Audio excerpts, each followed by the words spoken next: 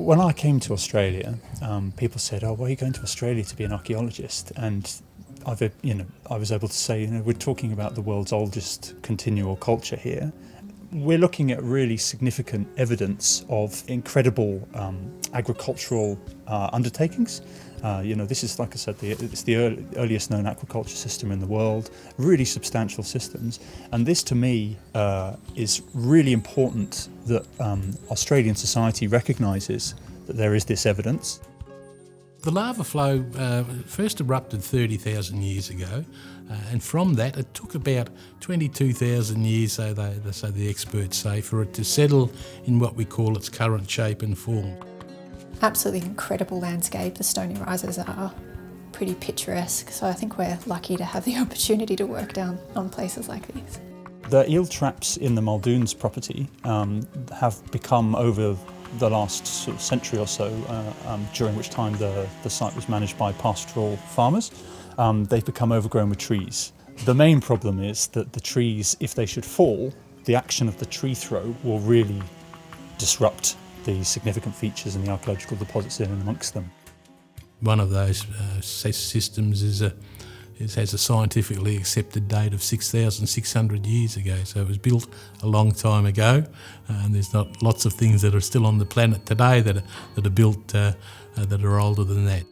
The removal of the trees was an interesting process. We weren't allowed to have any machinery out on site in terms of vehicles, so we couldn't have a tractor or a ute. So all of the fallen timber had to be first of all cut and then carried out to an open area. I think there were about 120 that had management conditions on them, so not all of those were removed. Some of them were for monitoring, just to make sure that in the future, when they got bigger, they weren't going to become an issue with the traps. Some of them were removed, some of them were just weight reduce, so taking some of the limbs off so that they weren't going to be at issue of falling down onto the trap. So there were lots of different management recommendations. We've got a team of arborists, we've got a team of guys from Gunditjmara, and some of the Budj Bim rangers will be supporting us. We've got, as you say, a really good team to do the work and to do it in an effective and timely fashion, I think.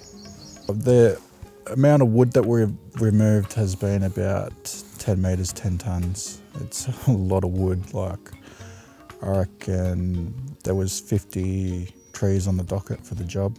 It's between the local Indigenous people here, Gunditjmara, and they've got 3 field assistants helping us out. Been fantastic. Yeah, so when we fell the tree or remove the piece that has to be pruned off, cut them up into smaller pieces for them to carry off site, nice and small. Well, generally we've got one doing the chainsaw, and we've got one also watching while they're chainsawing, just to keep an eye out, clear any branches that are in the way, etc. And then we've got one that's out doing a couple of rounds in the burrow. We use a process called rigging. It involves pulley systems and ropes, and we tie the rope through the pulley and lower branches down to the ground nice and carefully, causing no damage.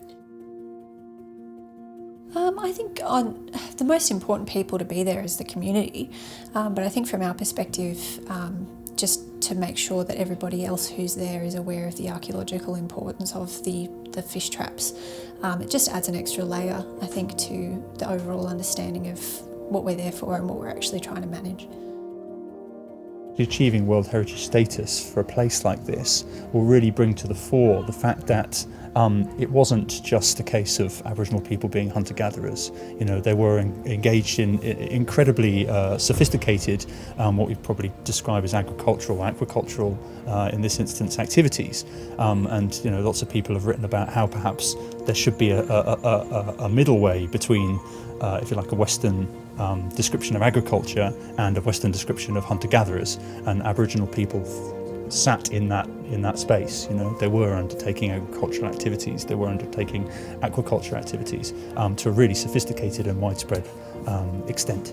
Significant to keep up with your culture and all that, otherwise you lose it, and it's always good to tell the next generation stories, and that we all work together. We all did farming and all that. We were doing some things that surprised a lot of people. Like they didn't think that we did it or were capable of doing it. So it's always good to work on country, preserve it for the next generation and teach them about it. Everyone was a really good team. I think everyone was a really good match. Everybody understood what everybody else was there for. So yeah, I think it was great.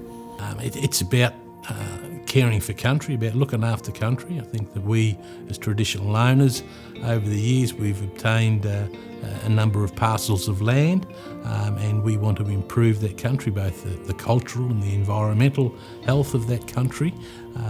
So it's really important that we continue to do good work.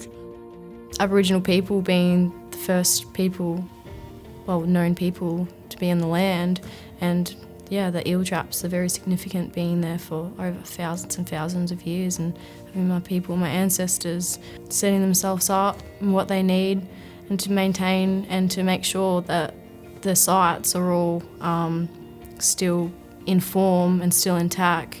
It's very, very, very important, absolutely. It wasn't one of nomadic people of sort of wandering the bush.